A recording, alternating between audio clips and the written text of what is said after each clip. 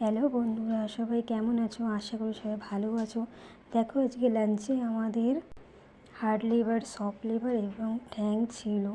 এটা রেসিপিটা আমি রান্না করেছি। দেখো ঠ্যাংগুলো সব কেটে নিয়েছি। এখন দেখো মশলাগুলো সব কেটে একদম পরিষ্কার করে সব দেখো মশলাগুলো সব ফিশে নেব। মশলাটা ফেসা হয়েছে, তারপরে এখানে তেল দিয়ে তারপরে আলু ছেড়ে দিলাম। আলুটা যেন ভালোভাবে ভাজা হয়ে যায়, একদম লাল লাল করে যেন ভাজা হয়ে যায়। আলুটা ভাজা হয়ে গেছে, তারপরে আলুটা উঠিয়ে নেব।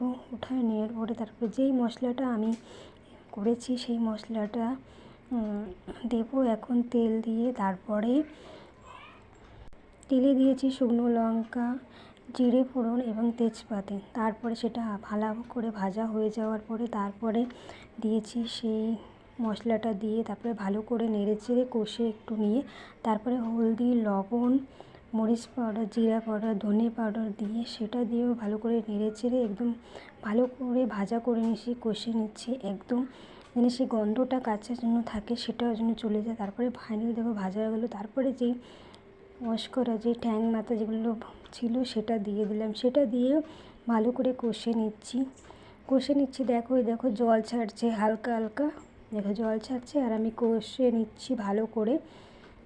দেখো তোমরা দেখতে পাচ্ছ ভালো করে কষে নিয়ে তারপরে জল দেব। দেখো ভাজা হচ্ছে, এই দেখো লাল লাল হয়ে গেছে, একদম ভাজা হচ্ছে। তারপরে যে ভাজে নেওয়া যে আলুটুকু ছিল সেই আলুটুকু দিয়ে দিলাম। তারপরে সেটা একটু নেড়েচেড়ে তারপরে জল দিয়ে দিলাম। জল দিয়ে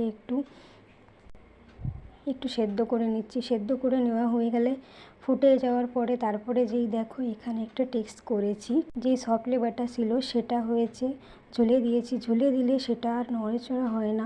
রেডি হয়েছে ফাইনাল লুক।